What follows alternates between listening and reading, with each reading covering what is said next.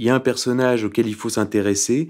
Évidemment, c'est celui qui a constitué ce fameux conseil scientifique dont je vous ai dit qu'il n'était pas scientifique, hein, puisque c'est des sociologues qui en plus étaient à la fois jugés partis, si on veut. Donc c'est Jérôme Salomon, le directeur général de la santé. Alors les gens ont découvert Jérôme Salomon, puisque c'est lui qui a classé avec Agnès Buzyn l'hydroxychloroquine parmi les substances vénéneuses le 13 janvier, soi-disant 2 jours après qu'Agnès Buzyn ait prévenu Macron de l'ampleur de la crise. Donc là, on sait soigner une maladie, mais 2 jours avant, donc on prévient le président de la République, et 2 jours après, on classe parmi les substances vénéneuses le remède à cette maladie. Donc là, on est dans quelque chose de très bizarre et de complètement dysfonctionnel. Alors, qui est ce Jérôme Salomon? Alors, j'ai récupéré son portrait qui a été publié en 2018 dans Décision et Stratégie Santé, qui a été publié donc par ce journal quand il a été nommé directeur général de la santé, c'est-à-dire numéro 2 du ministère de la Santé. Dans ce portrait, il est présenté comme, je cite, « un membre de la Dream Team Kouchner ». Alors là, j'ai réfléchi. Alors, qu'est-ce que ça veut dire, la Dream Team Kouchner? C'est-à-dire qu'il est issu des équipes de Bernard Kouchner. Donc, c'est la même équipe que Martin Hirsch, hein, qui était passé du PS à Nicolas Sarkozy et qu'aujourd'hui directeur général de l'assistance publique hôpitaux de Paris.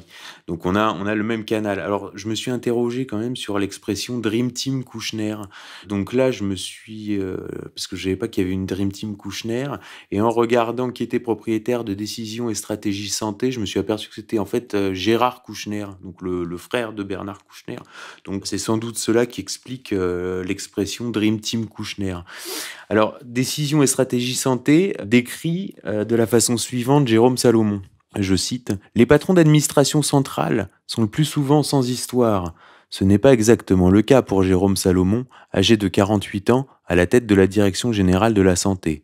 Enfin, il doit se construire son fil généalogique avec le tissu décousu d'une mémoire personnelle secouée par le drame de la Shoah et de l'affaire Dreyfus.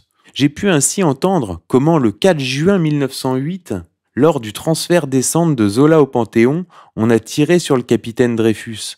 Le plus terrible, c'est que le tireur, lors de son procès, a été acquitté. Cette mémoire familiale est aussi habitée par le souvenir de grands savants. Le docteur Pierre-Paul Lévy est l'un des découvreurs du vaccin contre la diphtérie. » Alors là, ça mérite quand même quelques commentaires parce que, comme disent les talmudistes, il y a du pshat et il y a du sod là-dedans. Hein. Il y a un sens secret. Alors qu'est-ce que ça veut dire? J'ai pu entendre comment le 4 juin 1908... lors du transfert des cendres de Zola au Panthéon, on a tiré sur le capitaine Dreyfus. Alors je rappelle que Jérôme Salomon est né le 26 avril 1969.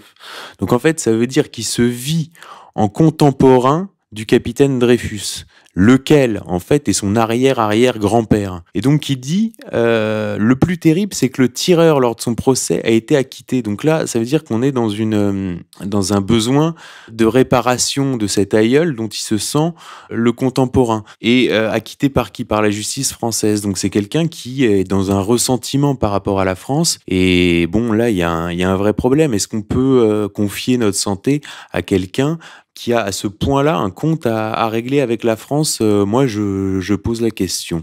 Donc, Jérôme Salomon, vrai problème. La France est entre les mains, la santé des Français est entre les mains d'un individu qui a des comptes à régler avec la France.